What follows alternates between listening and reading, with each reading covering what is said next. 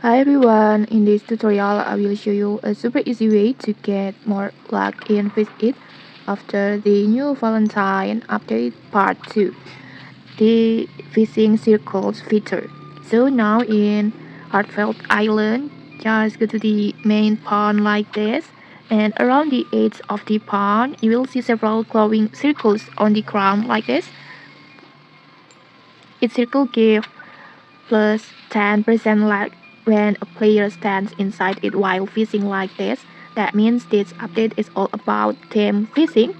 So if you fish alone, only 10% luck, but if your friends join and each person stands in a different circle, your total luck increases for everyone.